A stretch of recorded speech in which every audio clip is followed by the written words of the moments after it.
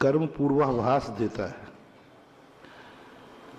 पूरा अपना शरीर पूरा ज्योतिष है, पूरा भामंडल में ज्योतिष भरा हुआ है। अपने अंदर की जागृति चाहिए, हमारी लगन और श्रद्धा। किसी के प्रति हम तीव्र चाहते हैं, भाव करना चाहते हैं कि कल क्या होगा।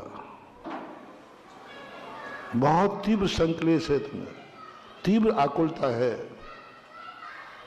तो आपको तुरंत संकेत कोई ना कोई मिलेगा। आपके शरीर के अंदर आपकी श्वास, जैसे हमें भाव आया कल क्या होगा, कल ये होना चाहिए, तो हमारे शरीर की हरकत बदल जाएगी। उसी समय तुरंत हमारे नाक के नथ श्वास बदल जाएगी, तुरंत श्वास बदल जाएगी। इस नथने से निकल चालू हो जाएगी, इससे निकल रही है इससे चालू हो जाएगी, एक से निकल रही थी दोनों से चालू हो जाएगी। तो उसके आधार पर श्वास बता देगी कल के संबंध में तुम जो सोच रहे हो वो ऐसा होगा। सारे ज्योतिष फैल हैं। करंट ज्योतिष सबसे बड़ा होता है अपने दोनों नथनों से, जैसे चंद्रस्वर, सूर्यस्वर और सुषमनास्वर कहते हैं। एड़ा, पिंगला ये कहलाते हैं। तो ये तीनों स्वर जो हैं बहुत बड़ा ज्योतिष है। इनकी हर कौन सी है उस समय सब कार्यों का लिखा है। यह यदि स्वर चल रहा हो तो इस कार्य की सफलता है, यह स्वर चल रहा हो तो इस कार्य की विफलता है। घर से निकलते समय कौन सा स्वर चल रहा है, किस कार्य के लिए जा रहे हो, सफल और विफलता का संकेत है, स्वर दे देता है। यह स्वर की 5 भेद होते हैं। ये स्वर पृथ्वी के आकार का होता है। जब 12 अंगुल तक, जैसे अपनी श्वास निकल रही ना, तो ऐसे करोगे तो 12 अंगुल तक यदि नथना की श्वास, जैसे हमारे यहाँ हाथ है, अब यहाँ अपन ने श्वास छोड़ी तो यहाँ इस पर 12 अंगुल तक जा रही तो पृथ्वी स्वर चल रहा है। यानी तुम जिस कार्य को जा रहे हो वह कार्य स्थिर होगा, मजबूत होगा, सफल होगा।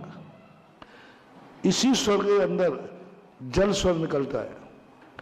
आप कांच ले लीजिए, कांच के अंदर आप जैसे श्वास रखेंगे पानी की बूंदें भाप आएगी आपको नाक के स्वर में। एक अग्नि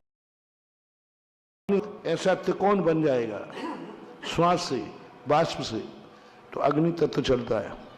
वायु तत्व छितर भितर बनेगा, वायु तत्व होता है। आकाश तत्व बहुत फैल करके बनेगा। तो ये स्वर के 5 तत्व होते हैं और ये सब पूर्वाभास करते हैं। अपन को इनका ज्ञान नहीं है, बाकी क्या होना है ये अपन आ जाता है। तीसरा, आपके शरीर के अंगों का स्मरण चालू हो जाएगा। कल अच्छा होना है, पुरुषों की दाईं आंख फड़कना शुरू हो जाएगी। दाईं भुजा फड़कन जानते, थोड़ा थोड़ा दूसरे को नहीं दिखती, अपन को महसूस होती है। आंख फड़क रही है, कंधा फड़क रहा है, गाल फड़क रहा है, ओंठ फड़क रहा है, हनी फड़क रही है, गर्दन फड़क रही है, सीना फड़क रहा है, स्तन फड़क रहे हैं, नाभि फड़क रही है, पीठ फड़क रही है, पृष्ठभाग फड़क रहा है, जंगा फड़क रही है, जानु फड़क रहे। पूरे अंगों के करीबन ये 20-25 स्थान हैं, कहीं भी फड़कन हो सकती है। वायु नहीं, फड़कना, फड़कना। और ये पूरा का पूरा संकेत है आपका क्या होने वाला है। सबके हमेशा नहीं फड़कते, शास्त्रों में प्रमाण है।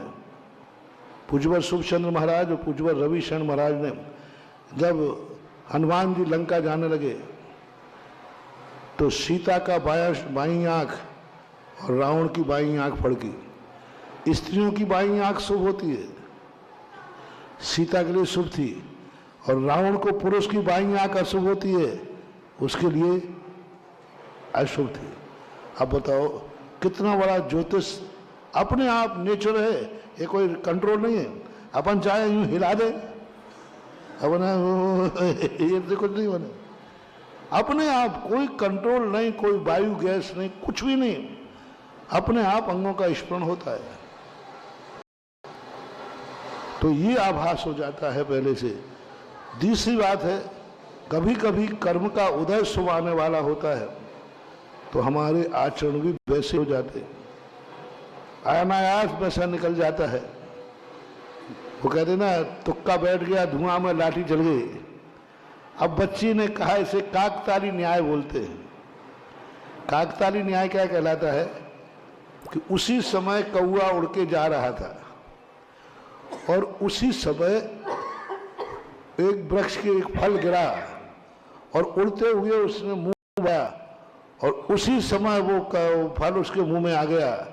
तो कौआ कहता, देखा मेरा प्रभाव, पेड़ ने मुझे पहले ही से फल तैयार कर रखे। ऐसे ही होता है सबके, और बच्ची के साथ भी काकताली न्याय हो गया। उसका कहना हुआ, हमारा